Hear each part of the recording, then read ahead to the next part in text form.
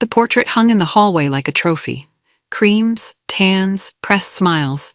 Everyone was in it. Mom, Dad, my brothers, and their picture-perfect families. Everyone. Except me. I remember coming home for the holidays and spotting the oversized frame for the first time. The lighting in the photo was glossy and professional, the kind that smooths out every wrinkle and stray hair. Mom and Dad stood in the center, each son and daughter-in-law flanking them, children grinning in the front. Their eyes were bright and their arms wrapped comfortably around one another. I was struck by how flawless they all looked, how uniform. It was like staring into a shampoo commercial or a travel brochure, except it was my family. And I wasn't there. A strange chill spread in my chest. It wasn't the first time I'd felt invisible among them, but seeing that empty space where I might have stood was a harsh reminder. The decor around it, soft beige walls, an antique table, a vase of fresh flowers, almost felt like props accentuating this prized image. Somehow it sent a clear message that the family had presented itself to the world, and I wasn't part of that world anymore. When I finally summoned the courage to ask my mom why I wasn't invited for the family picture, she just shrugged, saying, "It's just a portrait, honey. You've been distant lately. We figured you wouldn't be comfortable with, the skin stuff." Mom's words sounded so casual, like it was no big deal that my face had been excluded from the biggest family photo they'd ever commissioned. My heart felt like a weight in my chest. For a moment, I found myself searching her eyes for remorse, or at least an explanation that might feel more genuine. But there was nothing else. She just stood there, arms folded, as if it was logical, as if it was purely a matter of practicality. The phrase, "the skin stuff," echoed in my head. I hadn't realized how deep their discomfort ran. We'd only ever spoken about my vitiligo in half sentences and under hushed breath. But this was the loudest statement so far. A portrait that excluded me. It was as if they feared I'd spoil their matching color palette, or maybe they worried someone would ask about my patches. Maybe in their minds, I'd overshadow everyone else's happiness. As I stared at the photo again, the glass reflecting my own stunned expression, I felt something I hadn't let myself feel in a long time. Outright betrayal. My vitiligo started just after I turned 19. At first, it was a tiny patch on my wrist, barely noticeable. A small pale spot against my otherwise deep brown skin. I remember thinking it might be a scar from a burn or a mild allergic reaction. I didn't rush to the doctor or panic. But as weeks passed, the patches started to appear in more visible places. Near my elbow, then on my left knee, until eventually I noticed a faint ring around my right eye. That was when I told my parents. They didn't say much, but I recall the way Mom's lips pressed together so tightly, as if she were literally biting her tongue. Dad just nodded and asked if the doctor said it would be permanent. I didn't have an answer. Vitiligo can be unpredictable. At 19, I was young, uncertain, and desperately hoping it was all a temporary phase. But reality sank in one morning when I woke up with a new patch on my neck. My reflection showed me that this wasn't going away quietly, and neither were the hushed looks from my family. The more the patches spread, the quieter everyone seemed to become around me. Though my family never explicitly said they were ashamed, little comments started creeping in. "Maybe try covering it a little more," Mom suggested once, pointing to a sleeveless dress I was about to wear. My dad added, "You were so pretty before it spread," as if that was some sort of comfort, as if it still wasn't me under these changing patterns. Other relatives, mainly aunts and cousins, tried to frame their words as concern. "You don't want to stand out too much in photos." Maybe they were worried that I'd attract stares, or maybe they were just worried about the family image. At first, these remarks felt like misguided attempts to protect me, to spare me from judgments of the outside world. But as time passed, I realized their cautions stemmed more from their own discomfort. It was as if they thought my skin was a statement I was making. That somehow, my patches were an act of rebellion, rather than a part of my biology. I started to notice the difference between how they treated me and how they treated my brothers. My brothers had normal sibling rivalries with me. Sure, but they weren't the ones making me feel othered. That feeling came from Mom and Dad. At one point, I caved into their suggestions. My aunt took me to a specialty beauty store where we purchased thick concealers designed for covering scars and birthmarks. We bought multiple shades, mixing them to try and match my skin tone. It was such a complex ritual. Color correct the lighter spots, blend, powder, double check under different lighting. Then I'd carefully dress in long-sleeve tops and pants, making sure to leave as little skin exposed as possible.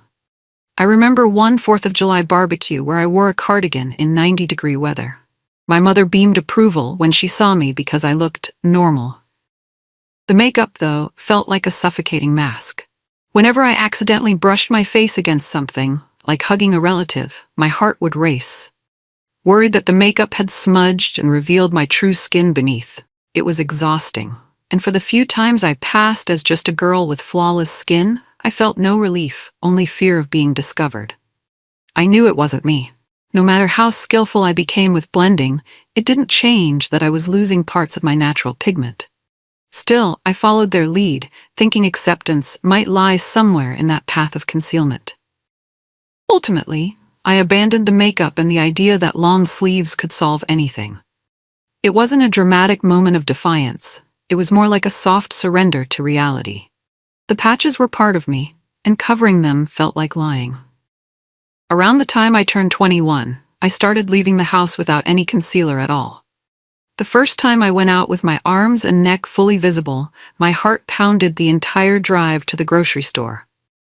I imagined everyone would stare, that I'd hear whispering or snickering. Some people did glance a second longer than normal, but nobody said anything cruel. If anything, I felt a strange liberation in not hiding.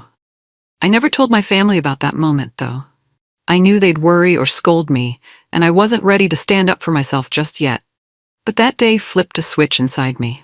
I realized that, aside from the occasional curious looks, the world wasn't out to get me. My body was adapting to a new pattern of color, and I could choose how I responded to it. I decided that if I couldn't fully love my skin yet, I could at least let it breathe.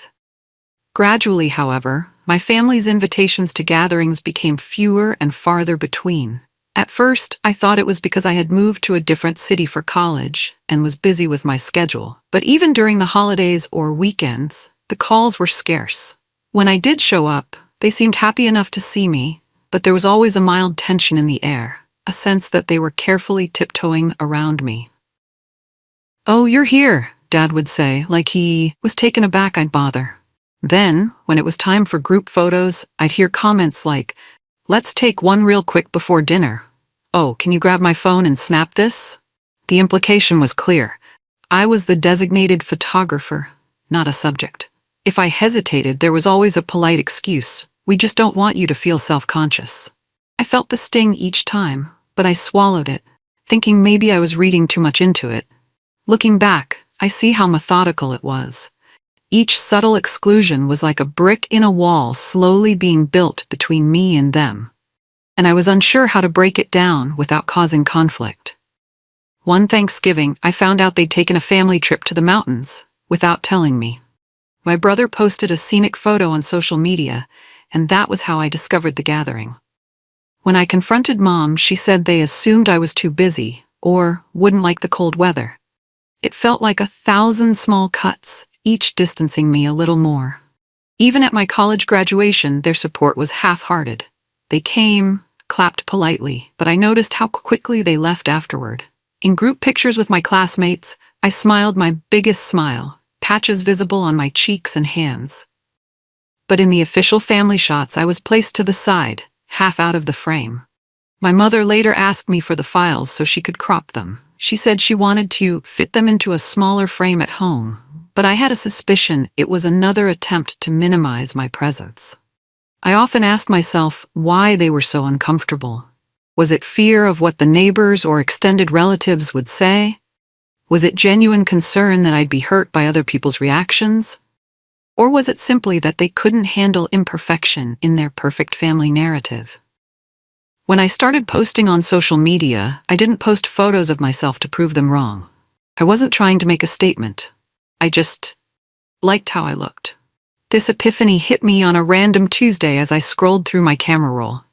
There I was at a local park wearing a floral dress, half laughing at something the photographer, a friend from college, had said. The sun was hitting my skin in a way that made the lighter patches almost glow. I paused on that photo, noticing how content I looked, how free. I realized that I was, in a bizarre way, grateful for the variations in my skin. It felt like my body was painting its own unique design, and for once, I could see the art in it. I wanted to share that, not as a look at me, I'm so empowered type of post, but simply because I found it beautiful. I remember holding my finger over the share button, a little nervous that my family might see. Then I pressed it anyway, telling myself that I had as much right to exist online, visibly, as anyone else. In that moment, I made a quiet promise never again to hide in the shadows. Even when the patches started spreading across my cheeks. Even when people stared, I still liked me. It wasn't a sudden surge of unfailing confidence. There were days I felt insecure, especially when I'd catch a stranger's eyes lingering too long. But there was a new current of acceptance running through me.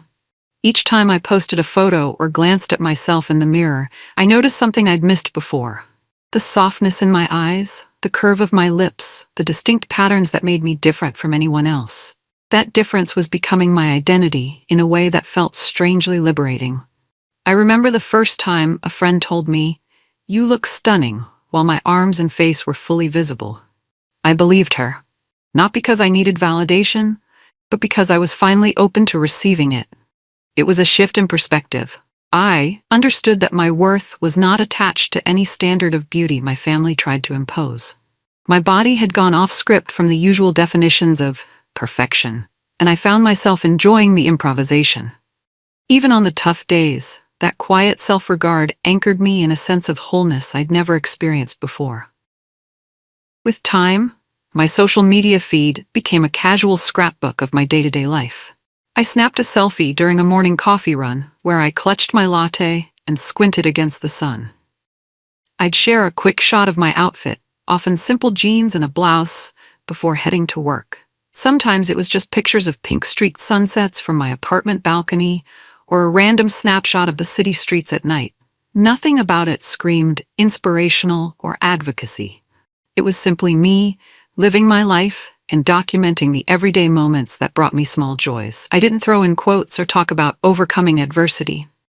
I was just there, in the frame, visible.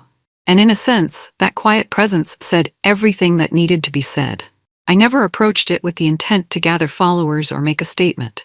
But somehow the sincerity of my posts resonated with people. They'd comment on the lighting, the scenery, or yes, sometimes on my skin, telling me they found the contrasts enchanting. It was a soft, steady stream of positivity from strangers.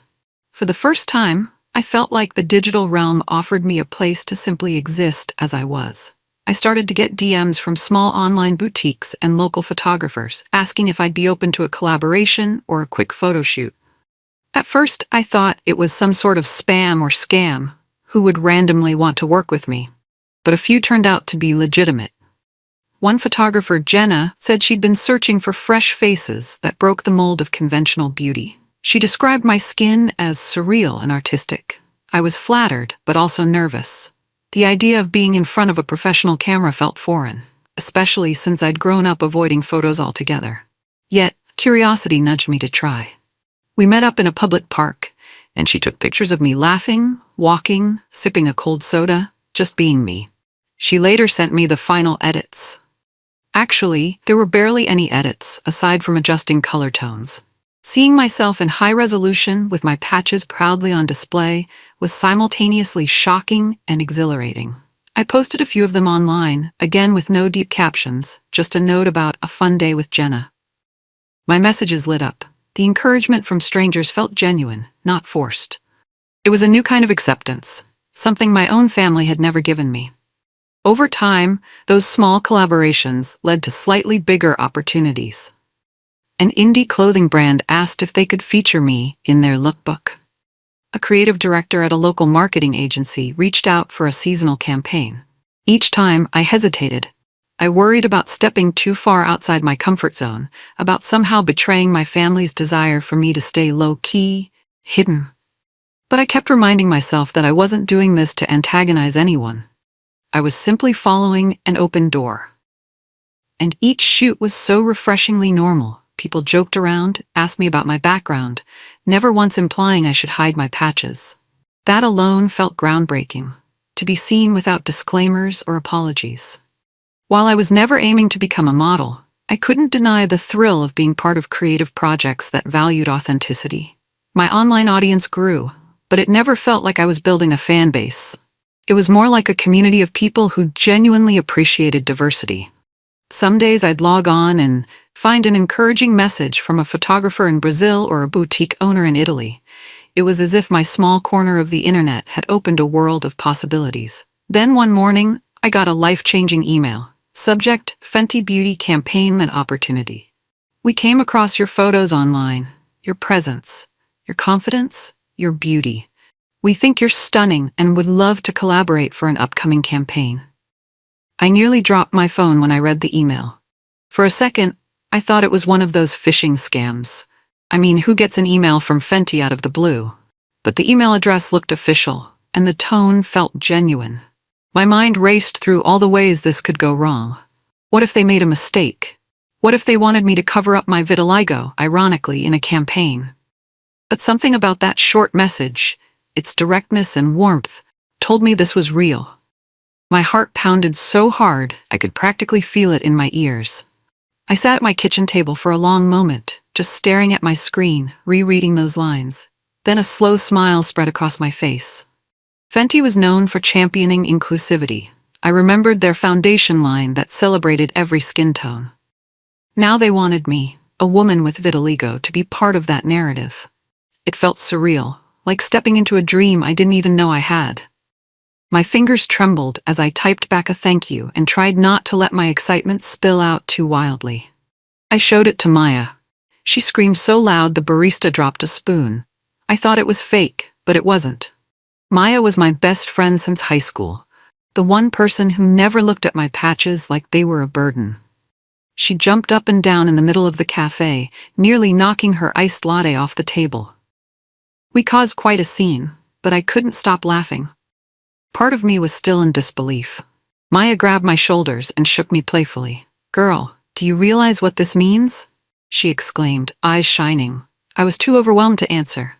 We ordered celebratory pastries, each bite tasting like a small victory. When we calmed down, we reread the email together, analyzing every word, imagining the possibilities. Could this be a life-changing opportunity? Maybe, or maybe just a memorable gig. Either way, I knew I couldn't pass it up. The next day, I responded with a definitive yes, my heart thrumming the entire time. It felt like a doorway had opened to a bigger world. One where my vitiligo wasn't a flaw, but a feature, an aspect of my beauty that deserved a platform. And I was finally ready to step through. The Fenty shoot was unlike anything I'd ever experienced. I flew out to Los Angeles, escorted to a vibrant studio space filled with towering lights, racks of clothes, and a buzz of energy that felt electric. They asked me to sit in the makeup chair. But it wasn't for camouflage. Instead, the makeup artist enhanced my natural skin tone, letting my patches remain front and center. When I looked in the mirror, I saw the same me, just with a bit of shimmer around my eyes, a subtle gloss on my lips. I'll never forget the moment the creative director said, "Embrace your look, it's exactly why you're here." Every time the camera clicked, I felt more alive, more seen. There was no fear or worry about how to hide my patches. Instead, they were photographing me precisely because of them. The entire team treated me as if my vitiligo was a canvas of art they wanted to celebrate. When I finished the day's shoot, I stepped outside the studio into the warm LA air, feeling a sense of completeness I'd never known before. In that space, I was fully visible, recognized not in spite of my skin, but because of it. Once the campaign launched, everything happened in a whirlwind. The photos, they didn't alter a thing. My face with its varying shades appeared exactly as is, displayed across Fenty's social media and website. The reaction was instantaneous. People across the globe left comments praising the brand for championing real diversity. And in the midst of that tidal wave of attention, I found myself booking more shoots, interviews, and even short magazine features. Journalists asked me about my journey, my skin, my perspective on beauty. It was surreal, I'd gone from sidestepping family photos to being at the center of a conversation about representation. What struck me most was how many people, especially young girls with vitiligo, slid into my inbox with emotional messages, telling me they'd never seen someone who looked like them in mainstream beauty campaigns. They wanted tips on confidence, on how to handle stares, on navigating family acceptance. While it was humbling, it was also a lot to take in. I tried my best to reply to everyone. Seeing the wave of encouragement and the outpouring of stories reminded me that this was bigger than me. I had somehow become a beacon for others who felt unseen. Runway offers followed, and I found myself in New York, Milan, and even a small show in Tokyo. Each time I stepped onto a catwalk, I tried to bring that same sense of ease I'd felt on the Fenty set. No heavy makeup, no apologies. It was exhilarating to walk with my head high, hearing the soft hum of the crowd appreciating what I brought to the stage. Photographers captured my stride, and magazines wrote blurbs about the model with patches. For a while, that phrase bothered me. Why couldn't they just call me a model? Full stop. But I realized the world was still learning to see beauty in forms that had traditionally been sidelined. If being labeled the model with patches helped open people's minds, I could live with it. Every interview I did, I spoke honestly about my experience, never turning it into a shallow tagline or a sob story. My vitiligo was part of who I was, not a gimmick. And each interview, each photo shoot, each runway strengthened my conviction that I was finally stepping into a life I could be proud of. A life where I wasn't just existing in the background, but shining in the spotlight. Times Square. Me. Bare skin. Full face. Unapologetic. No lighting tricks. No Photoshop. Just me, blazing across one of the busiest places in the world. I found out about the billboard 3 days before it went up. One of the brand managers from my recent shoot with Fenty Beauty texted me a preview, and I swear my soul left my body for a moment. Seeing my image, larger than life, displayed in the heart of New York City, was an honor I couldn't have dreamed up even in my wildest fantasies. Standing there on the actual day, with people bustling around, cars honking, screens flashing countless advertisements, I looked up and saw my face. And it wasn't the old me who used to shrink away from photos or wear sleeves to hide. It was the me who had come full circle. Vitiligo patches front and center. Tears welled in my eyes. Not sadness, but sheer awe at how life had taken such a sharp turn. The crowd around me had no idea that the billboard model they were looking at stood right among them, quietly absorbing the magnitude of this moment. It was freedom. The kind of freedom I had once thought was impossible to achieve. Not long after, my phone exploded. "Is that you? Why didn't you say anything? We're so proud. We always knew you were beautiful." Texts, DMs, missed calls, from relatives, old classmates, neighbors, even family friends I barely remembered. And of course, from my own family. Suddenly, all that distance they'd placed between us evaporated. They wanted details, updates, behind-the-scenes stories. My brothers were tagging me on social media, exclaiming how amazing it was to see their sister on a giant screen in New York. Mom and Dad left multiple voicemails, speaking in excited tones I hadn't heard since childhood. Part of me felt an odd dissonance. Only a few months ago, they'd posed without me in their precious family portrait. They'd made me feel unwelcome at gatherings, hidden me behind cameras, and now they acted as if they'd been cheering me on the whole time. I wasn't sure how to respond. My heart was still raw from the years of quiet hurt and the final blow of that portrait.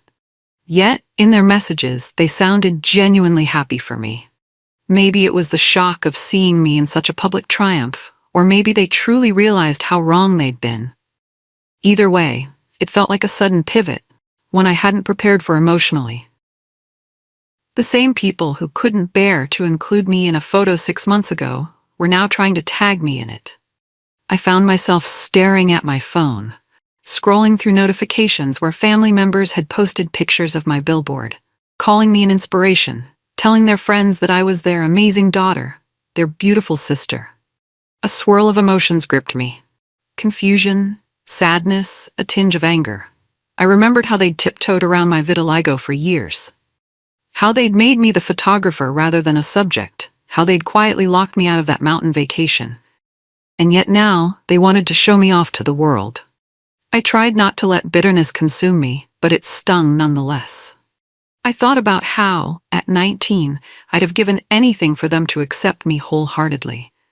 But acceptance gained only after I'd become publicly celebrated felt empty. I wasn't sure if it was genuine acceptance or just excitement over my success.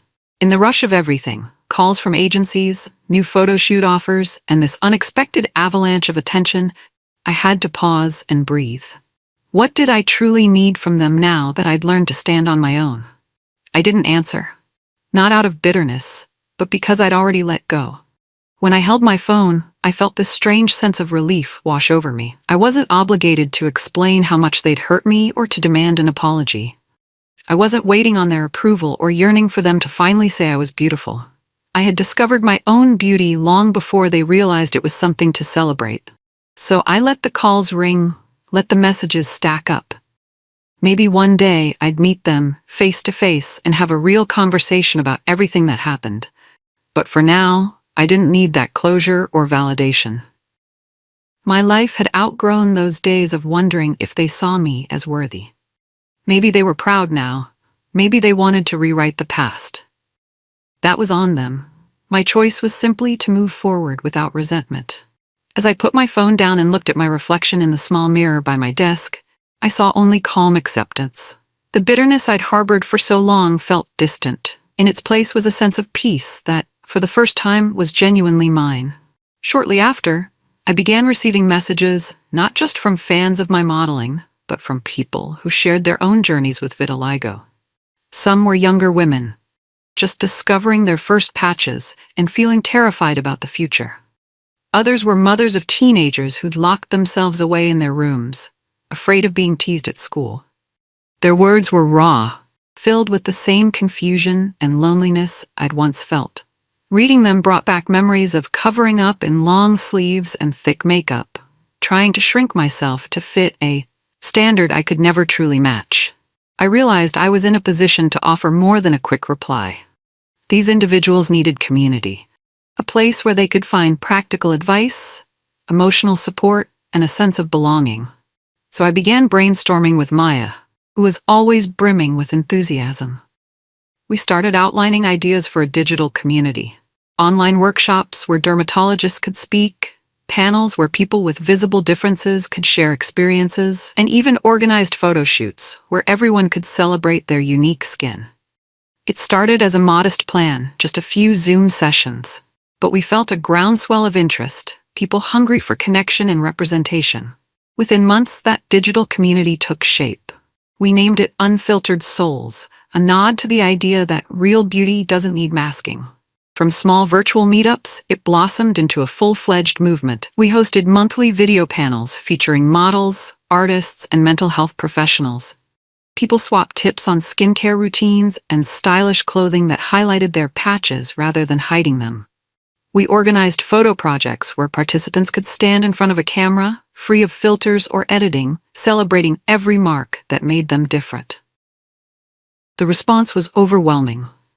Messages poured in from around the world, from people with vitiligo, birthmarks, scars, and other visible differences. Some were men, some were non-binary, some were older adults. All of them carried stories of feeling overlooked or minimized.